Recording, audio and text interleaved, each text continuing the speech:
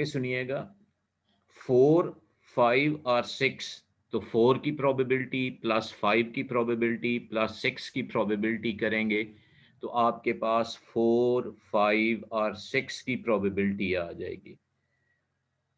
अब क्वेश्चन ये है, मोर देन 6 स्ट्रोक्स, 6 से ज्यादा स्ट्रोक्स, तो 6 तक की तो प्रोबेबिलिटी ये होगी, इन तीनों को प्लस करेंगे तो मोर देन 6, ये ना हो, ये तीनों ना हो मोर देन 6, तो 1 में से इन तीनों को माइनस कर देंगे। किन तीनों को? 1 out of 14 plus 2 out of 7 plus 3 out of 7, तो ये मोर देन 6 की प्रोबेबिलिटी निकल आ जाएगी।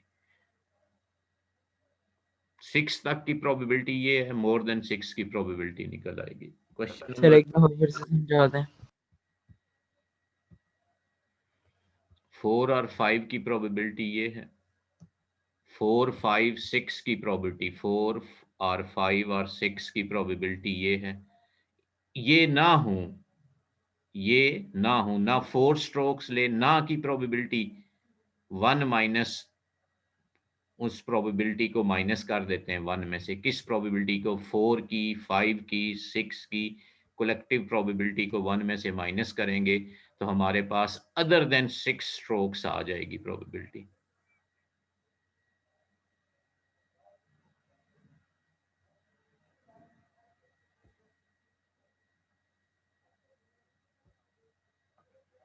बच्चे क्वेश्चन नंबर 7 सुनिएगा। In a basketball tournament, 3 of the participants, alpha, beta, and gamma, the probability of each of 3 teams winning the tournament are, alpha की probability कि alpha team tournament जीतेगी 4 out of 15 है। Beta team tournament जीतेगी, इसकी probability 1 out of 10 है। गेमा team probability जीतेगी, इसकी गेमा टीम टूर्नामेंट जीतेगी, इसकी प्रोबेबिलिटी 1 आउट ऑफ 5 है। क्वेश्चन, अल्फा आर गेमा, अल्फा आर गेमा, आर आए तो दोनों को प्लस करते हैं, अल्फा आर गेमा, इसकी प्रोबेबिलिटी, अल्फा की प्रोबेबिलिटी 4 आउट ऑफ 15 है, गेमा की प्रोबेबिलिटी 1 आउट ऑफ 5 है।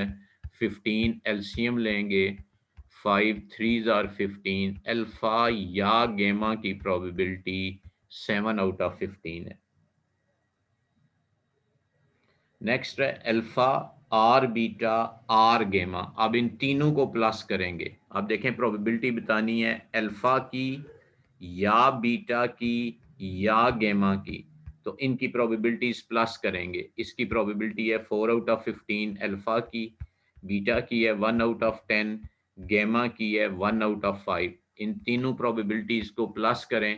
15 10 5 का एलसीएम 30 आता है। 15 2s are 30, 10 3s are 30, 5 6 are 30, तो ये 17 आउट ऑफ 30 प्रोबेबिलिटी होगी कि इन तीनों टीमों में से कोई एक टीम टूर्नामेंट जीते। अब क्वेश्चन ये है कि नीदर अल्फा नार बी नो नीदर अल्फा नार गेमा, ना अल्फा जीते ना गेमा जीते, तो कौन जीतेगा फिर? अल्फा और गेमा ना जीते बीटा सर। तो बीटा जीतेगा, और बीटा की प्रोबेबिलिटी है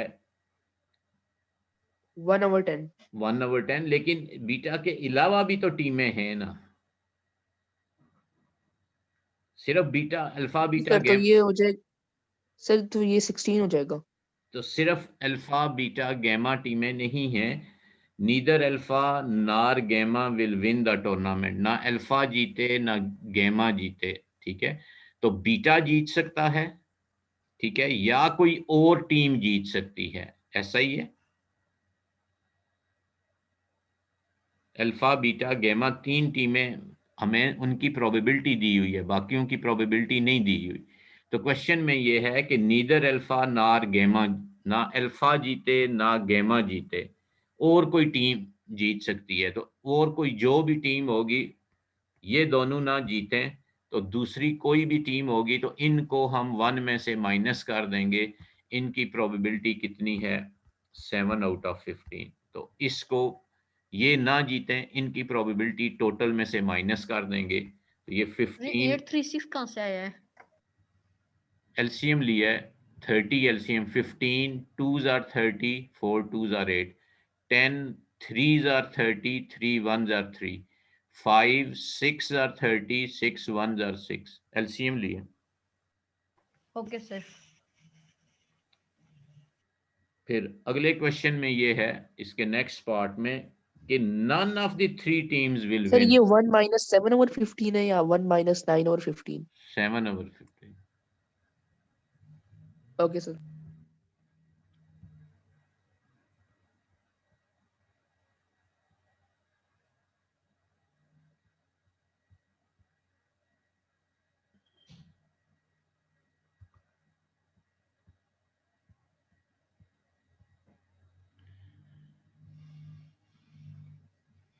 अब देखें नीदर इन तीनों में से कोई टीम ना जीते, तीनों की प्रोबेबिलिटी हमने फाइंड की हुई है, तीनों की देखें कितनी प्रोबेबिलिटी है, इन तीनों में से कोई भी ना जीते, तीनों की प्रोबेबिलिटी ये है इनमें से कोई भी ना जीते, नीदर अल्फा नार बीटा नार गेमा, तीनों ना जीते, कोई और टीम जीते तो उसकी प्रोबेबिलिटी होगी 1 -17/30। जी 1 बेटा जी मेरा कंप्यूटर गड़बड़ कर रहा है वेट, तो यहाँ हम लिखेंगे 1 माइनस, सॉल्व करें जी 1 माइनस 17/13, तो तीनों नहीं जीतेंगी, उनकी प्रोबेबिलिटी 1 माइनस 17/30। 23/30। तो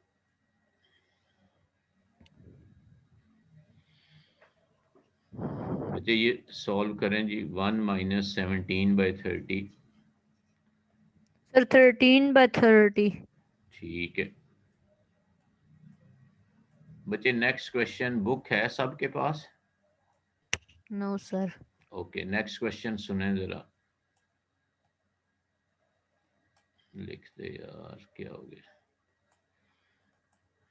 ये 13 है 13, नेट स्टक कर रहा है मुझे, मैं इसे रिफ्रेश करूं, 1 मिनट मुझे दीजिएगा।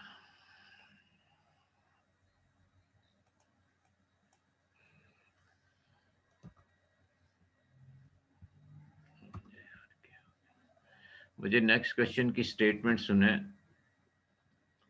Every year only one student can win the student of the year award, student of the year award हर साल एक स्टूडेंट जीतता है, द प्रोबेबिलिटी ऑफ 3 स्टूडेंट्स जो लैक स्टूडेंट्स हैं ना उनकी प्रोबेबिलिटी दी हुई है क्वेश्चन नंबर 8 में कि Priya will win the student award, Priya इसकी प्रोबेबिलिटी आपको दे दी गई है, Priya will win the student award, its probability is 1 out of 3। Second is Rui Feng, Feng will win the student award, its probability is 1 out of 8, and the third is एमिरा, एमिरा की probability है कि वो student award जीतेगा या जीतेगी 1 out of 20 है, बिल्कुल वही अल्फा बीटा गैमा ऊपर वाला क्वेश्चन है। अब क्वेश्चन ये है what is the probability that one of them will win the award, either Priya will win, Rui Feng will win और एमिरा विल विन। तो प्रोबेबिलिटी हमने बतानी है प्रिया की,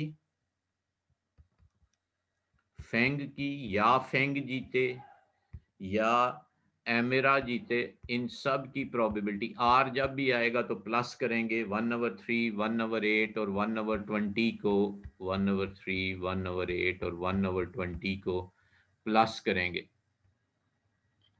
तो इनका 3 8 और 20 का अगर एलसीएम लें तो कितना आएगा 120, तो हम 3 8 और इसका एलसीएम लेते हैं। अब इसे हम सॉल्व करते हैं कि क्या हमारे पास आंसर आएगा,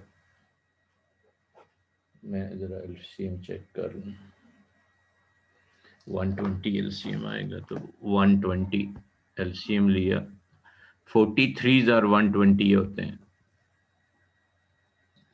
8 15s और 120 होते हैं, और 26 और 120 होते हैं।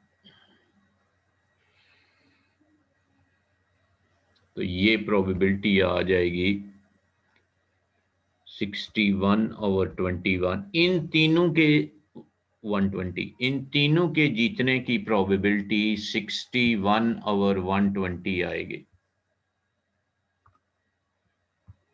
किस किस की?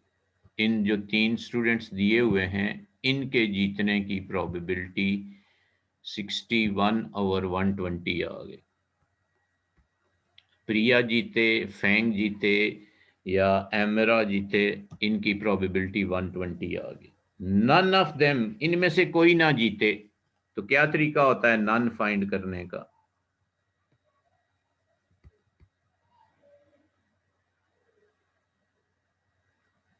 जी, इनमें से कोई ना जीते, उसकी प्रोबेबिलिटी नन का मतलब होता है कि इसे 1 में से माइनस कर दें।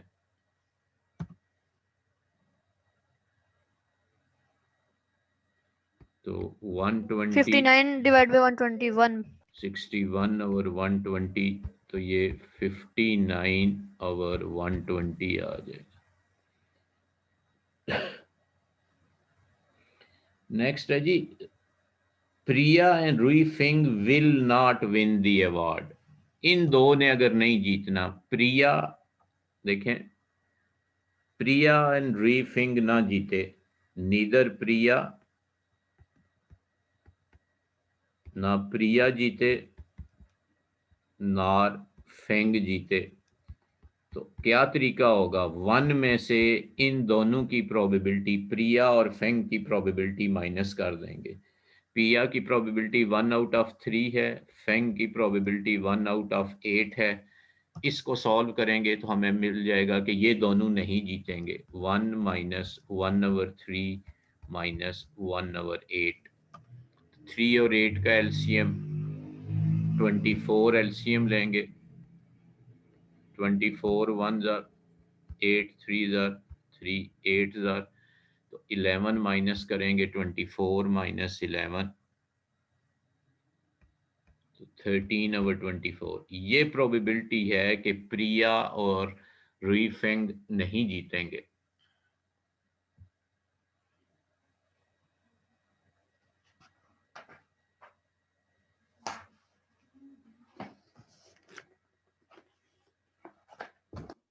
बच्चे, इस एक्सरसाइज का लास्ट क्वेश्चन है,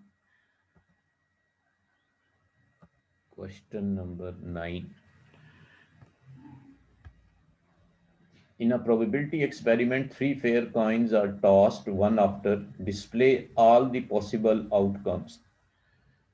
बच्चे देखें, 3 कॉइन्स को टॉस किया गया, उन्होंने कहा कि ट्री डायग्राम की मदद से ऑल पॉसिबल आउटकम। देखें, फर्ज करें कि पहले पे हेड आता है, तो अगले दो पे क्या आ सकता है? टेल या हेड, दूसरे टॉस पे। तीसरे पे क्या आ सकता है? फिर टेल या हेड आ सकता है। इस पर भी टेल या हेड आ सकता है तीसरे पे। इसके बरक्स अगर पहले पर टेल आए तो आगे दोनों पे फिर उसी तरह या टेल आएगा या हेड आएगा। तीसरे पे फिर टेल आएगा या हेड आएगा। इधर भी यही ऑप्शन है, हेड आया तो टेल आ सकता है या हेड आ सकता है। ये टोटल ये पॉसिबिलिटीज हैं। बच्चे देखें क्या की है, मसलन पहले पे अगर हेड आया तो दूसरे पे क्या क्या पॉसिबिलिटीज हैं? टेल या हेड आ सकता है। तीसरे पे भी यही बात है, टेल या हेड, टेल या हेड। अगर पहले पे टेल आता है तो दूसरे पे इन्हीं दोनों में से कोई आएगा, टेल या हेड। तीसरे पे भी टेल या हेड, और तीसरे पे भी अगर इधर हेड आया तो टेल या हेड। टोटल पॉसिबिलिटीज अगर हम इसकी लिखना चाहें तो देखें टी डायग्राम की मदद से। अब मैं सैंपल स्पेस अगर लिखूं, देखें पहला इवेंट है हेड टेल टेल, दूसरा इवेंट है हेड टेल हेड, तीसरा इवेंट है head head tail head head head. इस तरह हम ये सारे इवेंट रजिस्टर करेंगे।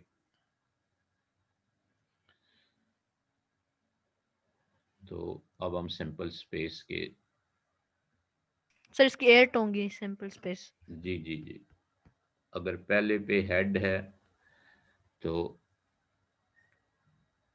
हम उसी तरतीब से लिखना चाहते हैं। टेल टेल, फिर head tail head, head tail tail, और दूसरे पे है हेड टेल हेड।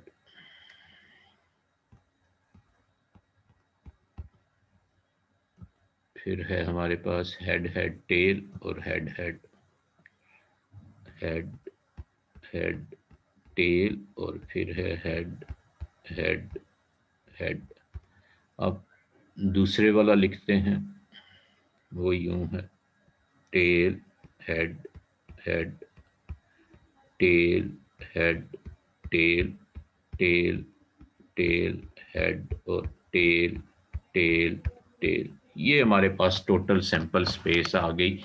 3 अगर हम टॉस करेंगे। आगे सुने, for experiment the events A are defined as all 3 coin show head. A में वो आएंगे जिसमें सारे हेड्स आए। सारे हेड्स कितनी दफा आ रहे हैं जरा देखें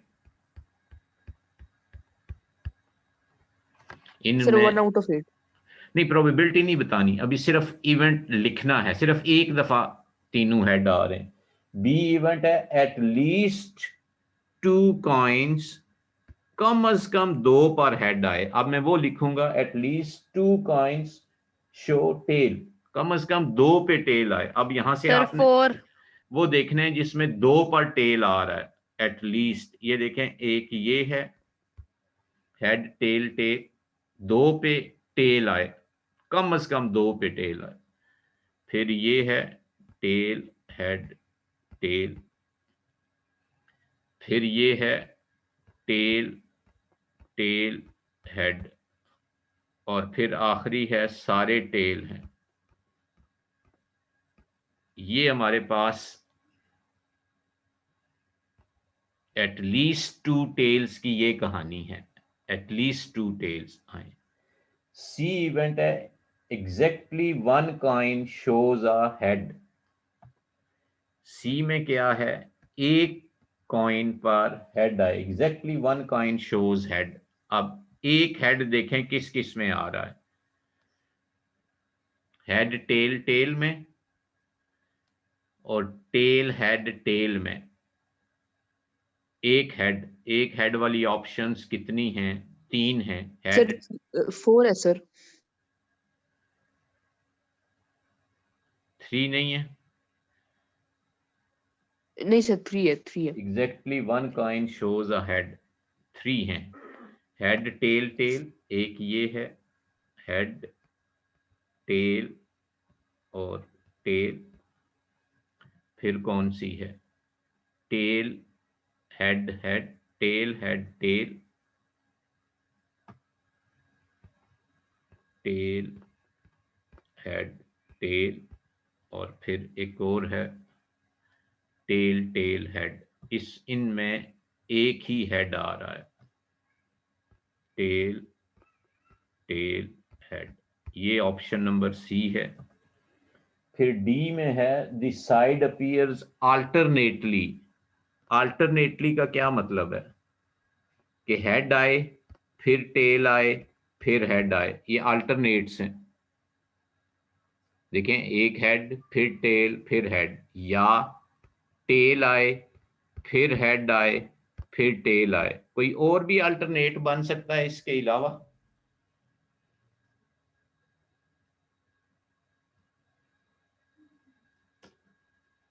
और कोई नहीं बन सकता। No sir. अल्टरनेट का मतलब है कि एक दफा हेड आए, अगली दफा हेड ना आए, टेल आए, अब टेल आ गई फिर हेड आए। अब क्वेश्चन सुने, सर 2 और। प्रोबेबिलिटी नहीं बतानी। क्वेश्चन ये है, mention the mutually exclusive events. बच्चे सुने जरा, इसमें क्या फर्क है। अगर कुछ दो इवेंट्स में कॉमन आएगा, अगर कुछ कॉमन आएगा तो फिर वो म्यूचुअली एक्सक्लूसिव नहीं होंगे। अगर कोई इवेंट दो सेट्स में कॉमन आ गया तो फिर वो नॉन एक्सक्लूसिव होंगे। एक्सक्लूसिव आपने देखना है कि अगर उनमें कुछ भी कॉमन ना हो, दो इवेंट्स में कोई चीज कॉमन ना हो तो वो एक्सक्लूसिव होंगे, कि nothing is common between them. ठीक है, अब आपने बताना है कि इनमें से कौन सा इवेंट एक्सक्लूसिव है और कौन सा नॉन एक्सक्लूसिव है। एक्सक्लूसिव वो होगा जिनमें कुछ भी कॉमन ना हो। अब जरा सुने, ए और बी को गौर से देखें और बताएं कि क्या ये एक्सक्लूसिव हैं। ए और बी में कुछ कॉमन है, जरा ठहरे मैं ये, अब जरा देखें, ए और बी में कुछ कॉमन है। ए में तो हेड हेड हेड हैं, क्या इसमें कहीं तीनों हेड हैं? Head tail head no tail. Sir. तो ये म्यूचुअली एक्सक्लूसिव है कि इनमें कुछ भी कॉमन नहीं है। ए और बी में कुछ भी कॉमन नहीं है, ये म्यूचुअली एक्सक्लूसिव हैं। तो इसके आगे मैं लिखूंगा कि ये एक्सक्लूसिव हैं। उन्होंने सिर्फ यही पूछा हुआ, ये एक्सक्लूसिव डाटा है। बच्चे कहीं कहीं ब्रेक हो रहा है, तो आपने इससे निभा करना है। जो मैं बोल रहा हूँ वो ज़्यादा इम्पोर्टेंट है, लिखा हुआ अच्छा नहीं आ रहा। ए और बी एक्सक्लूसिव है। अब आपने बी और सी को देखना है कि क्या इनमें कुछ कॉमन है। बी और सी, बच्चे देखें, बी और सी में कोई चीज़ कॉमन है?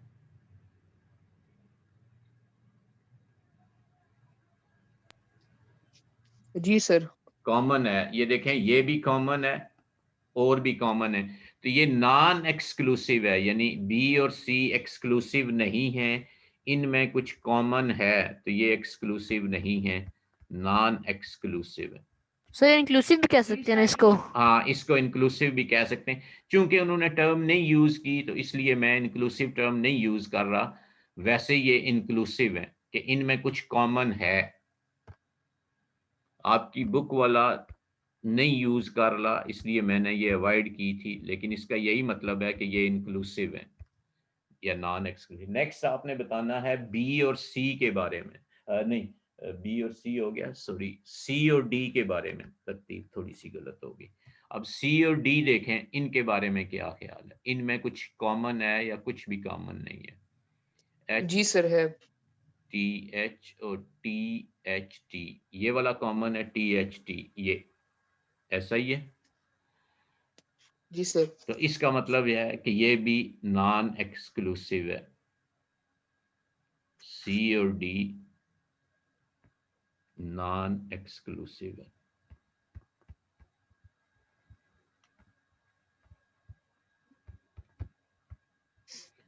फिर आगे सुने, ए और सी। अब आपने ए और सी को देखना है कि ए और सी के बारे में क्या ख्याल है। मैं पहले ए और सी लिख लूं, फिर आपको ए और सी सेट दिखाता हूं। ए एंड सी। अब ए और सी में देखें सर कि एक्सक्लूसिव है। क्या एक्सक्लूसिव है सर। इनमें कुछ कॉमन है।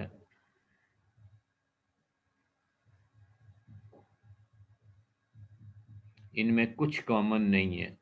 देखें, इसमें एच एच एच है, इसमें एच एच कोई नहीं है, तो ये एक्सक्लूसिव है।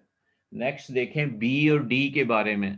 बी और डी के बारे में, यहां से देखें बी और डी के बारे में। No sir. इसमें देखें टी एच टी कॉमन नहीं है, बी और डी सर कॉमन है। कॉमन है। ठीक है, ये वाला टी एच टी और ये वाला टी एच टी ये कॉमन है, तो इसका मतलब है ये नॉन एक्सक्लूसिव हो गया।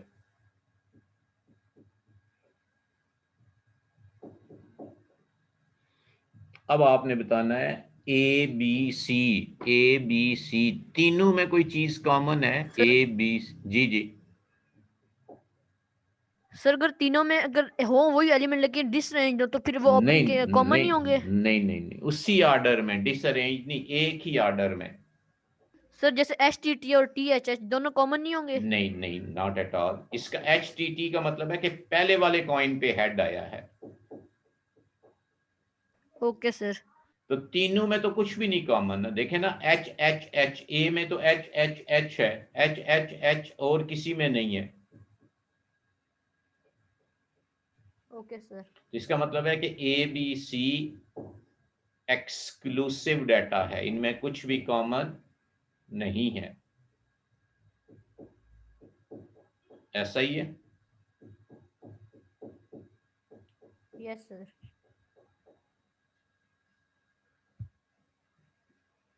बच्चे अगली एक्सरसाइज, आज सिर्फ 5 पार्टिसिपेंट्स हैं, तो ना तो वो हो सकेगी, तो फिर हम नेक्स्ट सेशन में नेक्स्ट एक्सरसाइज शुरू करेंगे। क्या सर क्या? काफी था आज के लिए।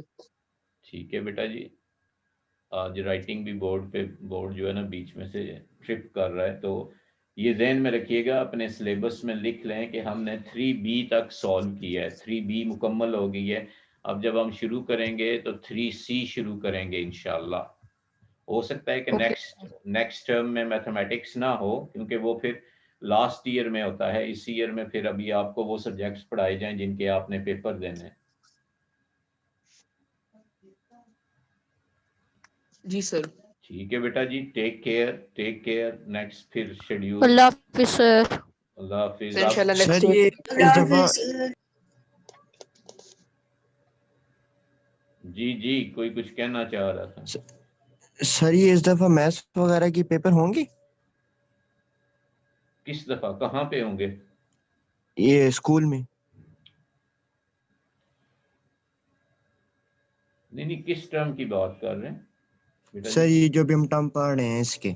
नहीं, इसमें ज्यादा चांसेस हैं कि मैथ्स नहीं होगा। जो आपने पेपर कैम्ब्रिज के देने हैं वो होंगे। Okay sir. ओके बच्चे, टेक केयर। अल्लाह हाँ। हाफिज। अल्लाह हाफिज सर।